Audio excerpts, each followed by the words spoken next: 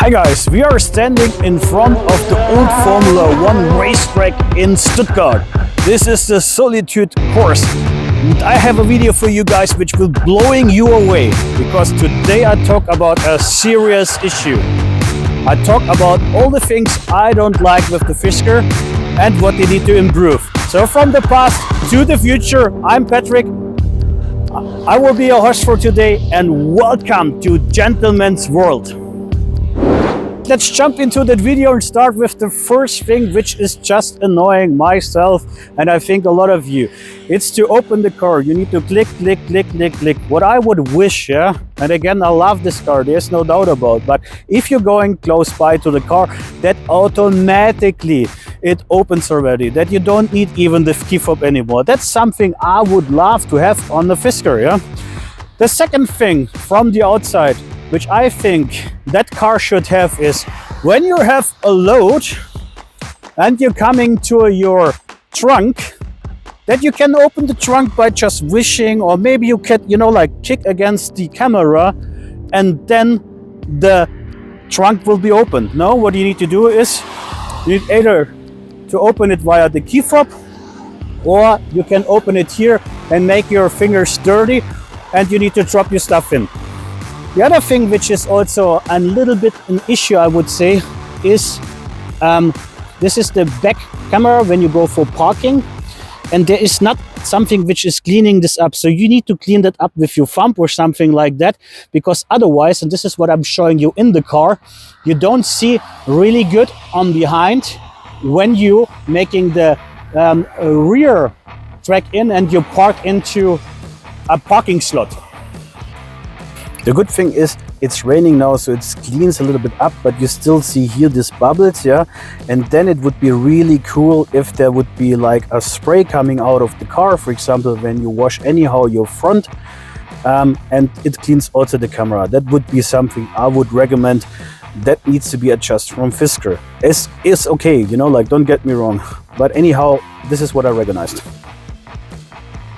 There's a reason why we are also spotting racetracks like that, old racetracks, because still there's the promise alive that I like to make this boost mode, the first boot mode I shoot through in that channel for you guys. So don't miss that out, like and subscribe, that you're not missing out these videos, and there will be also more competition extras videos coming when we're hitting the next 5,000 subscribers. So thanks for like and subscribe, and the racetrack will be ours.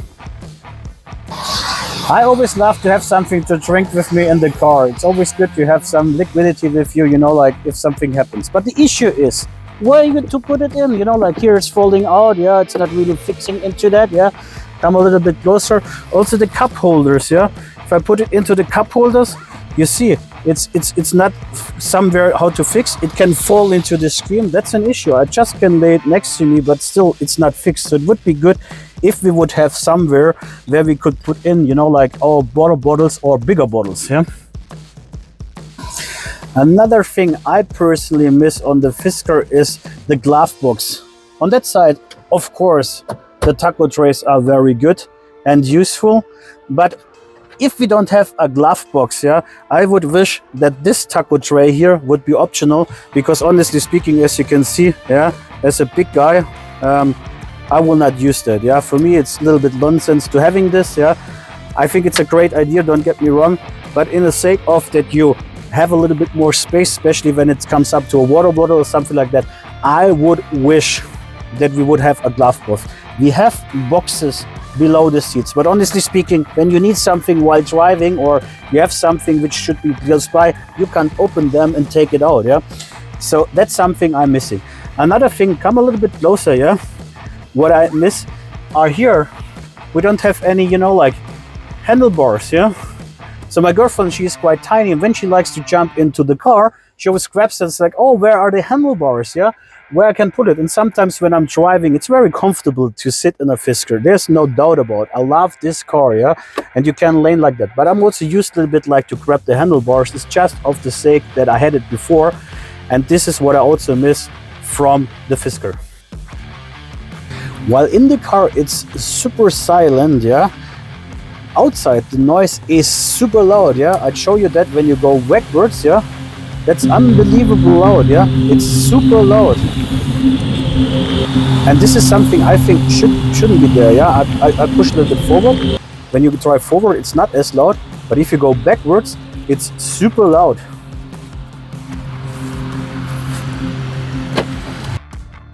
When you're driving with the car and you like to park, yeah, as I showed previously already, you get quickly the camera for the back. So we're parking now, we simulate it like a parking.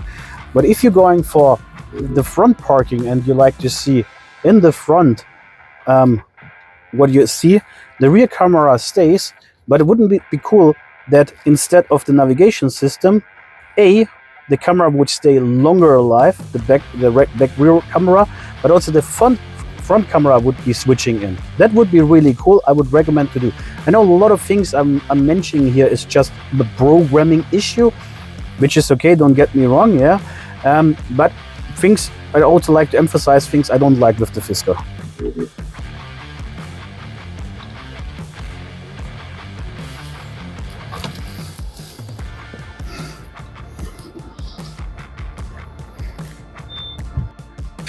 While we can do a profile setting, yeah, as you can see here, the car itself is not giving memory to the seat position and all the other things which are set up into your profile, yeah. And that's an issue, I have to say, and I know it comes to a later stage, but it's annoying to me because my girlfriend and we're changing quite often the car. She's also taking the Fisker now for a ride. Finally, I got her used to it, yeah. She was a little bit against at the beginning, but she loves the car now too.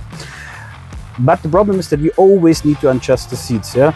So this is something I would love to have, like in any other car, yeah, that we finally get the seat setting and stuff like that fixed, that you don't need to always change it. You just change the profile and you say, okay, there's a second profile which I can use. Myself is Patrick, hers would be hers, yeah. And then everything goes in the same direction, functions, whatever, as she was setting up the car. So as we can see, it's getting pretty cold now. So we need also the features that you get warmed up quite quickly. That's also something I don't like so much with the Fisker.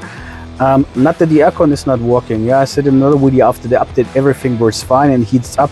Problem is seat heating. Yeah, also for me, the seat heating in the front, yeah, is more or less not existing. Yeah, also they are so low that you don't really feel something. Yeah.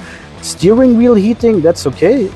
It could be also stronger in my opinion, but you feel that the steering wheel is heating. But seat heating in the front is not good. In the back, it works very well, yeah. And here you see also that you can shut down the functions for the backs, that the limo mode in the back is not adjustable from the limo mode anymore. That's good when you have kids and stuff like that, that's fine. And also the seat heating in the back works good, but in the front it's just not good enough.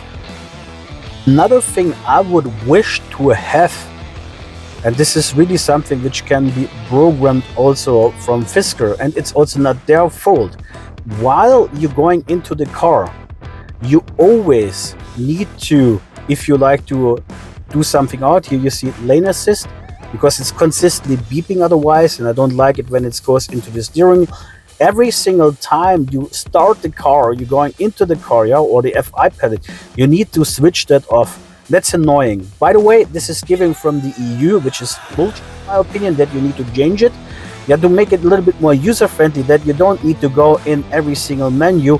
I would wish if there would be like 2 or 3 buttons where you just can click that through while you jump into the car, because it happens so often to me. I'm in a hurry in the morning, I jump into the car, just like to drive, yeah.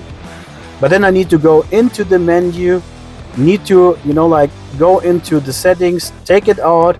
It takes time while I'm driving. I think it's even not safe, yeah, because you drive already, then it's beeping and yelling and whatever the car is doing. It's not Fisker's fault here, yeah. And then you go in and you're not concentrated on the street. So it would be really cool if you would have here like a tiny section, or maybe just when you start, do you like to switch off this stuff, popping out and everything is fine. Something else which is not so good handled as it should be is the limo mode. And the limo mode itself is really good, don't get me wrong, yeah. But if you adjust here the sound, the music, then the whole car gets loud, yeah. And normally I would expect, if somebody likes to control the music from the back, that you also get just, you know, like the back sound louder or maybe, you know, like more silent as in the front. Yeah, this is, by the way, applicable in other cars. I don't know if this is just a software issue at the moment right now, but this is something which I would change, which I would love, because otherwise, as I said in another video, people, you know, like turning on or pulled out of, also make the volume up, and you're getting more or less deaf, yeah, because it's so loud. Yeah, so that would be something I would change, and I would recommend to change for Fisker as well, to make this more user friendly. Guys, these be the thing I thought they are annoying, or they could be just being a little bit better with the Fisker. As I said, I always like to be transparent and also show what I don't like with the Fisker. There are a couple of stuff which I think it's just a software update issue, or I would even not call it issue. It's something which can be easily could be adjusted. Yeah. Also, for example, when you're going up the hill, the car is going back, which is also not so good. But this is something which I think this should be just as adjusted by the software update. These are the things I like to show you. I hope you enjoyed that video. It helps you a lot. Don't forget to like and subscribe my channel. Enjoy another video of mine. Otherwise, we see each other next time. Have a great day. Cheers. Bye bye.